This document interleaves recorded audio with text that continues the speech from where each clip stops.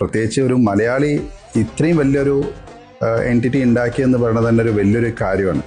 അപ്പം ആ ബ്രാൻഡിൻ്റെ വേറൊരു നല്ലൊരു കാര്യം പറയുകയാണെങ്കിൽ, പണ്ട് അച്ഛനോട് തമാശയ്ക്കാണെങ്കിലും പറയാറുണ്ടായിരുന്നു, എൻ്റെ അച്ഛൻ ഹാർഡ് കോർ MRF ഫാനാണ്. MRF അല്ലാതെ ഒരു ബ്രാൻഡും ഇത്രയും കാലമായിട്ട് വിറ്റിട്ടുമില്ല. ഇനി വേറെ ബ്രാൻഡ് കേൾക്കാൻ, ഇത് ഓൾമോസ്റ്റ് 80s, ഇനി വേറെ ബ്രാൻഡിനെ പറ്റി കേൾക്കാനും വലിയ താല്പര്യം ഉണ്ടാവില്ല, ഹാർഡ് കോർ MRF. പക്ഷെ അപ്പോഴും ഞാൻ അച്ഛനോട് പറയുന്നത്, അച്ഛൻ ആ MRF വിറ്റുകൊണ്ടിരുന്ന കാലഘട്ടത്തിൽ അന്ന് ആ ഒരു 80s അല്ലെങ്കിൽ 90s MRF ഒരു 1000 ഷെയർ മേടിച്ചിട്ടുണ്ടെങ്കിൽ സത്യം പറഞ്ഞാൽ ഇന്ന് എനിക്ക് വീട്ടിൽ വെറുതെ ഇരിക്കുകയായിരുന്നു.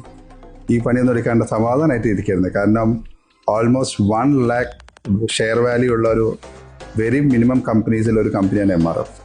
അപ്പം it's a family dominated company, but highly aggressive, highly element.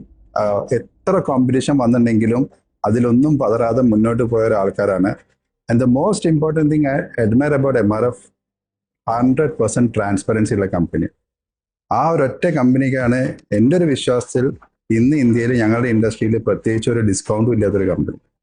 നിങ്ങൾക്ക് വേണമെങ്കിൽ എടുക്കാം, നിങ്ങൾക്ക് വേണമെങ്കിൽ വിൽക്കാം, ഒരു കുഴപ്പമില്ല. ഇറ്റ്സ് യുവർ ചോയ്സ്, അല്ലാതെ അവരുടെ ചോയ്സ് അല്ല.